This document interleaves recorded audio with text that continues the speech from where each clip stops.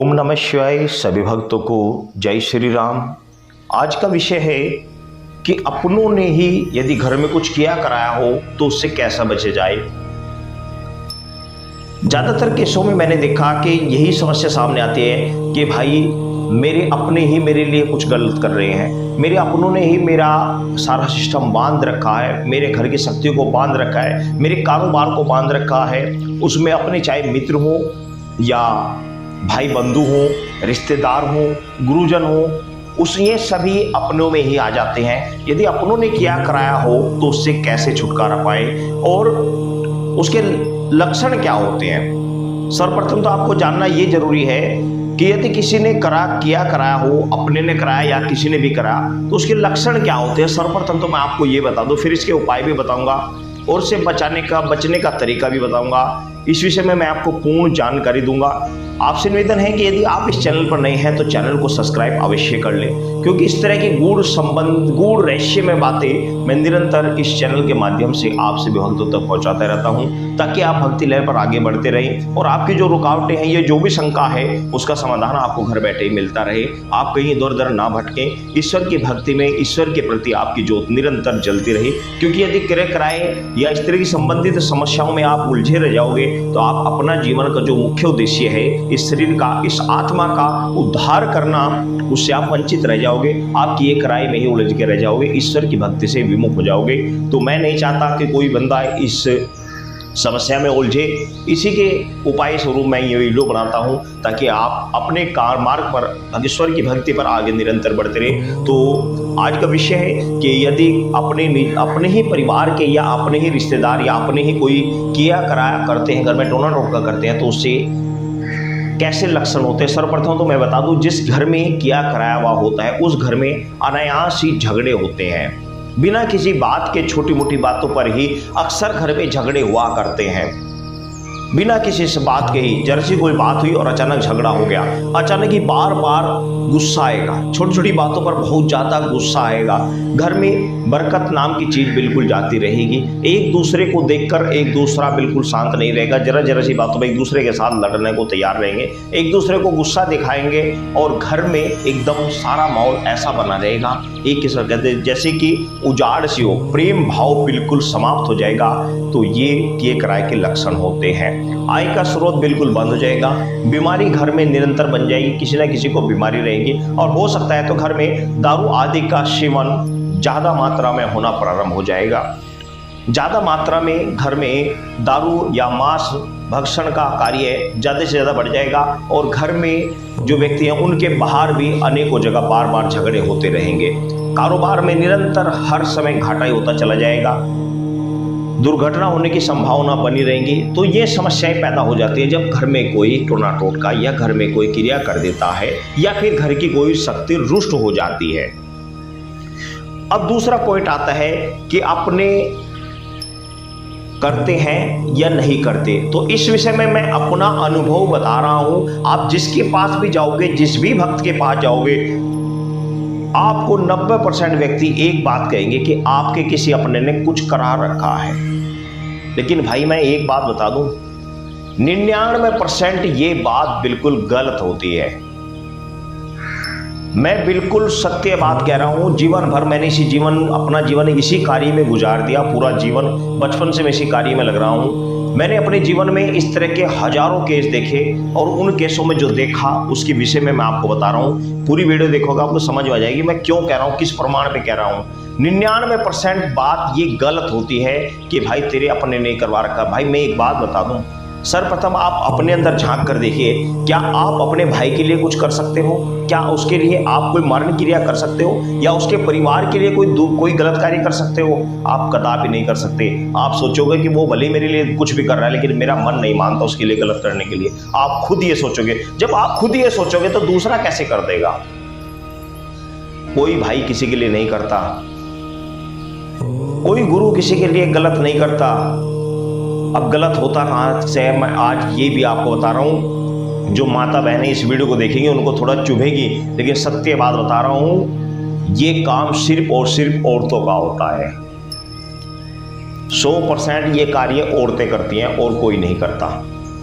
घर में जो दूसरी औरतें होंगी वो औरतें ही घर में गड़बड़ कराएंगी, भाई या परिवार के सदस्य कभी नहीं कराएंगे, क्योंकि उन्हें पता है वो बचपन में साथ रहे हुए हैं, वो कभी गड़बड़ नहीं कराएंगी। गड़बड़ हमेशा औरतें कराती हैं, हमेशा 100% औरतें कराती हैं, क्योंकि मेरे पास इस तरह की समस्या बहुत आती हैं कि मेरे घर में ये हो रहा है, मैं ये कराना चाहती हूँ, ये करती हूँ, वो करती हूँ, लेकिन भाई मैं ऐसा कुछ कार्य नहीं करता। तो ये बहुत बड़ी समस्या होती है कि घर में अगर कराती हैं तो ज़्यादातर औरतें कराती हैं, पहला पॉइंट। दूसरा पॉइंट ये है कि कई बार ऐसा भी हो जाता है कि घर में जब शक्ति रुष्ट हो जाती है ना, तो वो किसी भक्त के पास गई, उसको जानबूझकर उस भक्त को वो शक्ति ये दिखाएगी कि इसके घर में इसके अपने नहीं, किसी ने कुछ करा रखा है, उसके पीछे एक कारण होता है। मान लिया 2 भाई हैं, एक भाई घर की शक्तियों को पूज रहा है, कुल देवी को सही तरीके से पूज रहा है, एक भाई पूज नहीं रहा। एक भाई कुल देवी का सब कुछ दे रहा है, उसमें चाहे माता मंदना हो, माँ बसंती हो, शीतला हो, डांट काली हो या मसानी हो, कोई सी भी शक्ति हो, वो उसका समय पर उसका दे रहा है, और एक भाई दे नहीं रहा, तो अक्सर शक्तियां उसके माध्यम से ये बुलवा देंगी कि भाई घर में किसी ने करा रखा है उस बंदे को जो कि उन्हें पूज नहीं रहा। उसके सामने जब वो कहीं दिखाएगा तो अक्सर शक्तियां उसे ये बुलवा देंगी, कारण कि जब वो उसे ये बुलवाएंगे तो बुलवाने पे क्या होगा, वो तुरंत भागेगा और फिर उस कार्य को कराएगा। तो शक्तियां भी झूठ बोल जाती हैं, ये भी एक सत्य है। मैं सत्य बता रहा हूँ, बिल्कुल जो बात बता रहा हूँ अपने अनुभव से बता रहा हूँ। शक्तियां भी झूठ बुलवा देती हैं कि तेरे परिवार वालों ने या तेरे भाई ने या उसने करा रखा है। शक्तियां भी बुलवा देती हैं, घर के पितर भी बुलवा देते हैं। क्यों? क्योंकि उन्हें वो भाई पूज नहीं रहा, उसे पूजवाने के, उससे पूजवाना है, इसलिए उसे झूठ बुलवा देती है दूसरे भगत के द्वारा, ताकि ये पूजे, हमें पूजे, हमारा सामान दे। तो ये भी एक कारण होता है। और तीसरा एक कारण ये होता है कि किसी भक्त के पास गए, जब उसे कोई चीज़ समझ में नहीं आती तो वो एक बात कह देता है, तेरे अपने ने किसी ने कुछ करवा रखा है। वो ऐसे ही बता देता है, इसलिए कि भाई कोई आया तो कुछ तो बताना था, तो इसलिए ज़्यादातर इस तरह भी बता देते हैं। परंतु वास्तव में अगर मैं आपको बताऊँ तो परिवार का कोई सदस्य कम 90% या 99% नहीं कराता। ये मैं आपको बता दे रहा हूँ, टोने टोटका परिवार का सदस्य बहुत ही कम कराते, नहीं कराते भाई, कोई भी नहीं कराता। क्योंकि ज़्यादा ही कोई मामला गड़बड़ रहा हो तो कराएगा।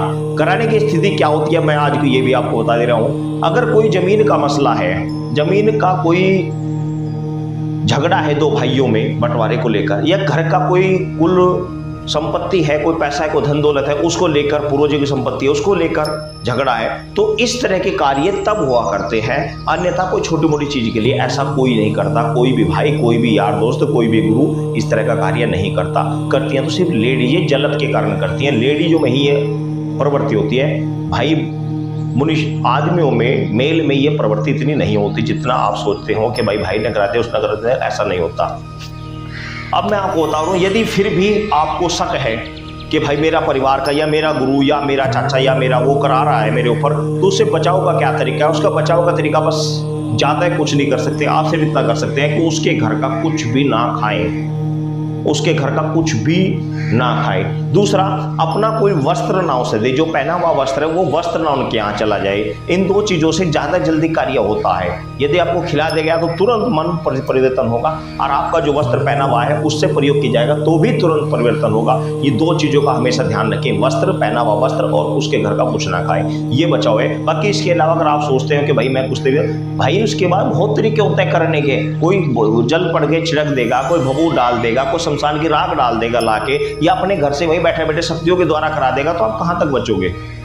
सिर्फ ये 2 तरीके हैं जो आप जिस तरीके से आप बच सकते हो, इन 2 तरीके से आप रुकोगे। इसके अलावा जो और जो तरीके हैं उनसे वो कर सकता है, आप कहां तक रुकोगे? अब बात ये बचाव के तरीका कि आपको बचना कैसे है। कि मान लिया किसी ने जो कुछ कर रहा, मान लिया उसने अपने घर से कोई शक्ति भिजवा दी सामान दे के, या उसने रात्रि में हम सोए हैं सामान में कुछ घर पे डलवा दिया, दरवाजे पर रखवा दिया, तो उसमें आप क्या कर सकते हो? उसके बचाव के तरीके अब मैं आपको बता रहा हूँ। चाहे किसी का भी क्या करा हो, चाहे भाई बंधु दाई तो किसी का भी कराया हो, आपको किसी ने किसी का भी बता दिया हो, अपनों को बताया, पराये का बताया, किसी का बताया, तो उसका उपाय है आज आपको बता रहा हूँ, ध्यान से समझ लेना।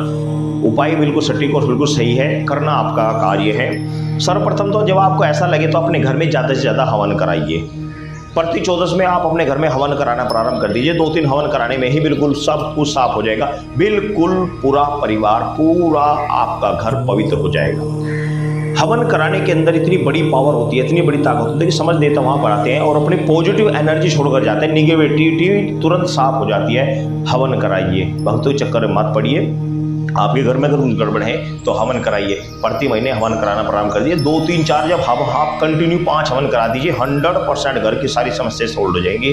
5 हवन कंटिन्यू विधि विधान से करा दीजिए। आप इतना उधर दवाइयों में या इधर उधर पैसे फूक रहे हैं, उससे अच्छा अपने घर में हवन करा दीजिए। ये भी बहुत अच्छा तरीका है, कम से कम 5। उसके अलावा एक तरीका ये भी होता है कि आपको गूगल ले आना, गूगल यानी brass, original Google.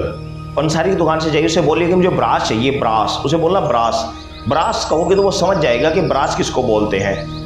Brass Google का असली रूप होता है, जो असली गूगल होती है उसे ब्रास बोलते हैं। तो आप उसे बोलिए कि ब्रास दे दे भाई, तो ब्रास लेकर आइए आप 100 ग्राम, 150 ग्राम, 200 ग्राम। हर रोज घर में कपूर जलाकर उसके ऊपर थोड़ी वो गूगल डालकर जलाकर कपूर को पूरे घर में धुनी दीजिए और हर रोज दीजिए। आप 1 हफ्ता इस कार्य को कीजिए, 1 हफ्ते के अंदर आपके घर की सारी निगेटिविटी दूर हो जाएगी। 1 हफ्ता कंटिन्यू कर दीजिए, बहुत ही सरल और सबसे अच्छा उपाय है, इस उपाय को कीजिए। तीसरा जो उपाय है वो ये है कि अपनी कुल देवी का, जब भी आपको ऐसा लगे आपकी जो कुल देवी है उस कुल देवी का प्रसाद तुरंत चढ़ा दीजिए। मान लिया आपकी कुल देवी माता मदनन है तो आप माता मदनन की तुरंत कढ़ाई चढ़ा के आइए। आप घर में जब भी गड़बड़ लगे माता मदनन की कढ़ाई चढ़ा के आइए और अपने पितरों की जो उनकी अमावस्या आती है उन पितरों के अमावस्या पर उनका भोजन उन्हें अर्पण कीजिए। तो आपके घर के जो पितर हैं वो प्रसन्न हो जाएंगे, आपकी जो कुलदेवी वो प्रसन्न होगी। जब उसका प्रसाद होगी तो घर की नेगेटिविटी एकदम शांत हो जाएगी, क्योंकि ये 2 चीज घर में, घर के देव पितर प्लस घर की कुलदेवी, ये घर के रक्षक होते हैं। कुलदेवी होते हैं जो कुल को बना कर रखती है, रोक कर रखती है, पूरे घर का ताला मार के रखते हैं कि बाहर से कोई चीज एंट्री ना करे। तो इन चीजों को आप जब कुलदेवी को आप प्रसन्न करोगे तो आपके घर की नेगेटिविटी बाहर हो जाएगी और वो आप बाहर से अंदर आने नहीं देगी। तो कुलदेवी को आप प्रसन्न कीजिए, पितरों को प्रसन्न कीजिए। और सबसे लास्ट और वेरी इंपॉर्टेंट जो चीज़ है वो मैं आपको बता रहा हूँ। ये जो मैं आपको तरीके बता रहा हूँ ये हर कोई नहीं बताएगा। मेरा उद्देश्य यही है कि भाई कोई परेशान ना हो, कोई दुखी ना हो, और यदि है तो वो ना जाए किसी भक्तों के चक्कर में या ऐसी जगह ना जाए जहाँ लूटे खाम के पैसा बरान हो। तो भाई सबसे बेस्ट और लास्ट का जो तरीका वो ये है कि जब भी आपको ऐसा घर में लगे कि मेरे घर में गड़बड़ हो रहा है, किसी अपने ने या किसी पराये ने घर में कुछ करा रखा है, तो उसके लिए आपको करना क्या है, आपको 5 पतासे, 2 लौंग, 1 कोरा पान, 5 पतासे, 2 लौंग, 1 कोरा पान, डंडी वाला पान, इसकी एक हाजिरी बना लीजिए। एक दोने के अंदर, दोना जो होता है हलवा रखना, दोना, उसके अंदर एक पान का पत्ता रखिए, 2 लौंग रखे, 5 पतासे रखे, और हो सके तो लाल रंग के 5 फूल भी रख लीजिए। इसके अलावा थोड़े कच्चे चावल रख लीजिए और थोड़ा सा बूरा उसके अंदर आप रख लीजिए। याद रहेगा, 5 फूल, 2 लौंग, 1 पान, 5 फूल, थोड़े कच्चे चावल, थोड़ा सा मीठा यानी बूरा, शक्कर उसके अंदर रख लीजिए। बूरा या शक्कर जो भी आपको मिले उसके अंदर रख लीजिए और उसको अपने परिवार के सभी सदस्यों को बैठाकर उनके ऊपर से 7 बार ऐसे उतार कर, 7 बार दोनों हाथ में लेकर ऐसे 7 बार उनके ऊपर से उतारिए। उतार कर जल जो चलता हुआ दरिया होता है, नदी नाला जो दरिया होता है, साफ पानी होता है, चलते दरिया में उसको विसर्जन कर दीजिए। उसको हाजिरी को दरिया में दे दीजिए और आपके घर की जो भी निगेटिविटी होगी तुरंत बिल्कुल शांत हो जाएगी। और दूसरी हाजिरी अपने गांव का जो खेड़ा होता है उस खेड़े में दे दीजिए। खेड़ा जो होता है नगर का जो क्षेत्रपाल होता है, जो भगवान शंकर का पुत्र होता है, बड़ा पुत्र जिसे कार्तिकेय बोलते हैं, उस स्थान पर दे दीजिए। अब हमारी जैसे सिटी है, सिटी में खेड़ा नहीं होता तो कोई बात नहीं, आप यही हाजिरी भगवान शिव के मंदिर में शिवलिंग के पास रखाइए। शिवलिंग के पास कार्तिकेय का स्थान होता है, वहां पर आप रखाइए। यदि आपके पास क्षेत्रपाल यानी खेड़ा नहीं है तो आप सिटी में रहते हैं तो इस प्रकार वहां पर रखाइए, आपके घर की निगेटिविटी दूर हो जाएगी। और प्लस घर में गूगल की धुनी दें, हवन कराएं तो आपके घर की बिल्कुल सारी समस्या सॉल्व होती जाएंगे, सारे कार्य सिद्ध होते चले जाएंगे।